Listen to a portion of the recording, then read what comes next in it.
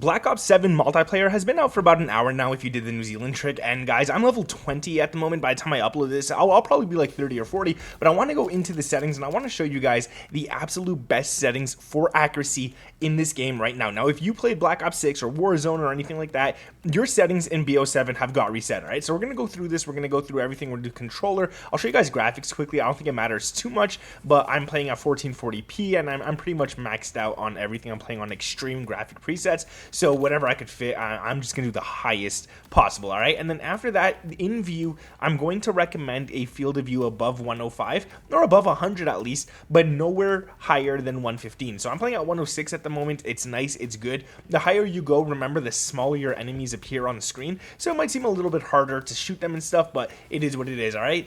ADS field of view, I play on affected at the moment. I'm probably going to switch back to independent, but I'm just playing it at the moment just so I can get used to the game. I would probably recommend independent though. After that, I'm going to go to world motion blur and weapon motion blur, and you're going to turn these both off. You do not need those on, and then that's basically it. The camera shake, also, you want to make sure you put to 50% at least. The more your camera shakes, the more annoying it is to try and aim and stuff. Put it as low as possible, alright? That's going to be it basically for the graphics. We're going to go into the controller settings now, but before we do, I want to go into interface, because there's a few things in here that are pretty important as well. And if we go to the color customization, it doesn't help with aiming whatsoever, but I feel like I have to tell you guys, put it to color filter 2 down right here, okay? It's just going to make the reds, the greens, the yellows, all that, the blues, all of those are just going to pop a little more, so it's going to be a little easier to see the enemies and whatnot. So just go ahead and do that. It just makes it look a lot nicer as well. And then in the gameplay HUD, we're going to go over there and we're going to scroll all the way down to, well, I turn off my compass, but we're going to go down to crosshair lines. We're going to turn those on, and we're just going to leave it on and whatever.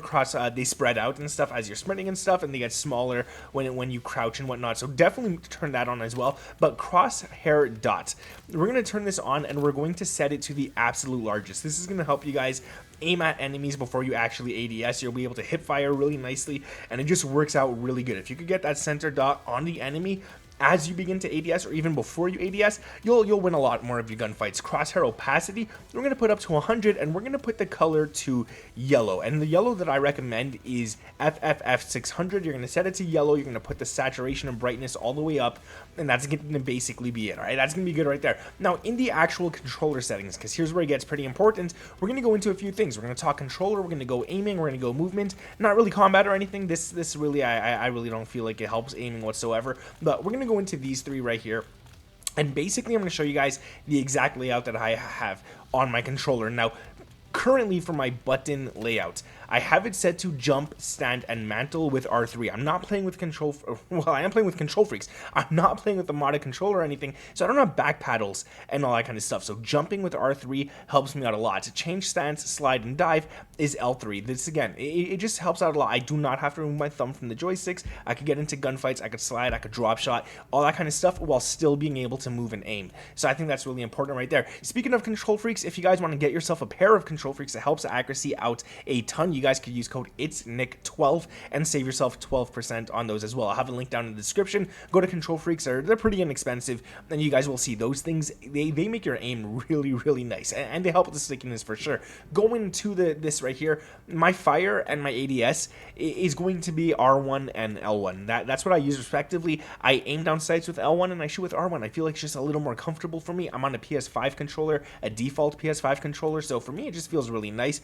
Lethal equipment and tactical now obviously become L2 and R2, so I pretty much swap those out, and now my sprint and all that kind of stuff and focus and whatnot is set to circle, which is weird. You might be thinking, now you have to take your thumb off to sprint. No, I do not. You'll see exactly what I'm going to do in a second here. And then my melee finishing move, all that is X. So how do I sprint? I put on tactical sprint assist, and this, anytime I move forward, I start tac sprinting, which is really nice, and I think it's just good. It just helps out a lot. Now, in terms of aiming and all that kind of stuff, I'm going to say horizontal and vertical stick sensitivity, set this to whatever you want. If you want to play high, play high. You want to play low, play low. I'm playing at a 1.65. It's just comfortable for me. Too low, and I feel like I can't turn on people. Too high, and I feel like I overturn on people. I over adjust my aim and stuff. I just don't feel like it's worth it. 1.65 for me is what I'm comfortable at, but I'm not going to tell you guys to copy this. I'm going to tell you guys find what you're comfortable at. I would recommend starting at like 1.20 and moving up from there if it's too slow, moving down from there if it's too fast, which it shouldn't be too fast, but it is what it is, right? So yeah, play whatever you got to play at. After that, we got controller vibration. Turn this off. Some people say, oh, it doesn't actually do anything. It does, guys. Controller vibration on. Your thumb's going to be vibrating. It's going to be moving. It's going to have micro adjustments and stuff. If you're trying to aim left and your thumb vibrates and moves a little to the right, it's going to mess up your aim assist. Not a lot, but it does mess it up. So make sure you turn that off for sure. Trigger effect, again, off. And then dead zones, we're going to turn this on right here. I'm able in this game, for some reason, I could bring my left stick minimum to 4 without having stick drift, I should say. Whereas in Black Ops 6, I have to put it to 5. So I don't know. If you could put this to 0, left stick minimum, put it to 0. If you put it to 0 and you don't have any stick drift, your character doesn't move automatically in game, you're good to go. Left stick maximum, we got it up at 60. I feel like it's pretty good. I'm going to try this out for a little while. I might put it lower, might put it higher. I feel like my movement's pretty quick with this, so we'll leave it as is. Right stick minimum, 0, 100%. You want 100% of your right stick you want to be able to use for aiming, and that's where control freaks come in hand. It actually brings up this right stick max even higher than what it actually is, because it extends your stick, so it just helps out a lot right there. If I'm messing up my words, guys, by the way, it's like 6 a.m. where I'm at. I'm exhausted. I still have like 3 hours. Left trigger we're gonna have at 0. Right trigger we're gonna put to 0 as well. Do not put these high, man. Do not leave these at the default 13. It just doesn't make sense. 0 is nice. You could shoot faster in game. Go ahead and do that. In the aiming tab right here, we're going to go over to the aiming advanced settings, and we're going to set our ADS sensitivity transition timing to gradual. If you have really fast sensitivity, you could get away with instant, but if you don't and you start ADSing before you actually aim directly on the enemy, you want to have it set to gradual. That's going to slowly bring it down to your ADS sensitivity from your actual sensitivity. If you put it to instant, if you play on a max sensitivity and then you play on like a 0.90 for ADS sensitivity, it's going to slow down and feel really weird if you're not aiming at the enemy right away. So make sure you put it to gradual.